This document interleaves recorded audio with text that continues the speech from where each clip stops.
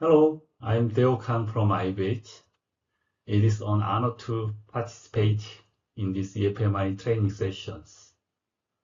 Our team applied eFMI to the development of thermal management system controller for fuel cell electric vehicles. I think compared to battery EVs, fuel cell EVs have almost twice as many heat sources to manage. This complexity required a model-based approach to control development. By leveraging eFMI, we successfully achieved these goals. Today, I will present our work in the four parts. First, background, second, object, third, methodology, finally, result. Motivations. The FCV we developed in the SUV-type vehicles. Compared to conventional vehicles, we had several unique research targets. The first, the operating temperature ranges, minus 30 degrees in winters and plus 50 degrees in summer. These are harsh conditions for EVs, requiring strong heat and cooling performance. Second, power performance. The vehicle must handle the various off-road conditions. It should generate the maximum torque instantly for steep climbs. It also needs a driving range over 400 kilometers. This means we need both high performance and efficiency. Third is traction control. The vehicle must drive on different surfaces. So we need slick control and proper torque distribution to each wheel are essentials. These requirements are big challenge for EVs. Thermal management is critical to keep all system operating at the best. Based on these requirements, we defined our research objectives. The main goal is to manage the thermal behavior of FCV components,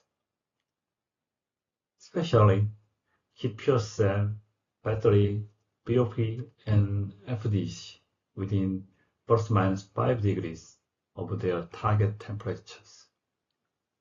Ensure optimal thermal performance under the three demand conditions. Achieve real-time control cycle within 10 milliseconds and enable integrations with other controls. To achieve these goals, we apply the V-cycle development process. As you know, this process, followed by ProStep, supported simultaneous hardware and software development. It was ideal for our thermal management systems. For TMS control designs, we used Daimler-based models for development and verifications.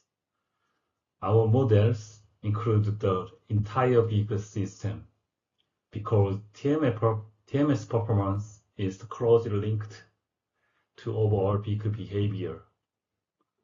The full vehicle models covered chassis, tire, battery, driving motors, fuel cells, and an environment condition, such as roads and weather. We didn't just develop the controller, we also designed TMS architectures. These require concurrent hardware software designs, which is highly complex. To manage this complexity, we leverage the eFMI. Using eFMI, we validate controller and the model level with seals. After design complementations, we move to HILs for system level verifications. HILs tests were conducted in the climb chambers at the plus 50 degrees, plus 20 degrees, and minus 30 degrees. Overall, we followed sequentially workflow means to seal to heals using Daimola and eFMI. Next, let me show the eFMI workflow we used. The red line indicates the workflow applied to TMS controller development.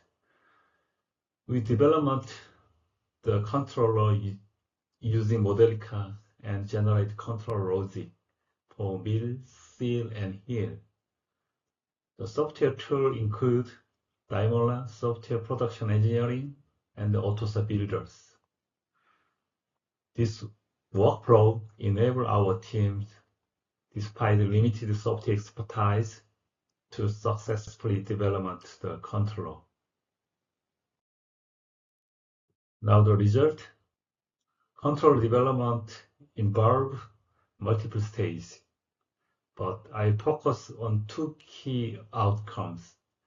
We develop controllers that meet all requirements. We ensure model consistency through the process. Modelica allowed high fidelity modeling, enabling CI/CD practice during controller development. These significantly improve development efficiency. For seals, we modeled the entire vehicle system, including environment conditions. For heals, since actual thermal components were absent, so we used PTC heaters to emulate heat source. Their operating temperatures were based on model predictions. All hardware assembly and connections were built to match model conditions. Here are results under one of the most challenging conditions, ambient temperature of plus 50 degrees. Front and rear motors, BOP, fuel cell, and battery were all controlled within their target temperature ranges. More importantly, the difference between the seal and heal result was within the 5% errors, which is highly encouraging. This demonstrates the effectiveness of model-based controller development and the value of eFMI. Finally, conclusions. Our team successfully developed a thermal management system for an FCEV designed for off-road driving and extreme weather conditions. Controller development was achieved using eFMI, resulting in improved thermal performance and reduced development times. Despite limited software expertise, we complete the control logic development. I think it's very thanks to eFMI. This achievement can be extended to other vehicle systems in the futures. First, Modelica enables highly fidelity models. Second, it allowed easy implementations of physical domain ideas and strategy during controller development. So, thank you for your attention. You can find more our research achievement on the LinkedIn. Thank you.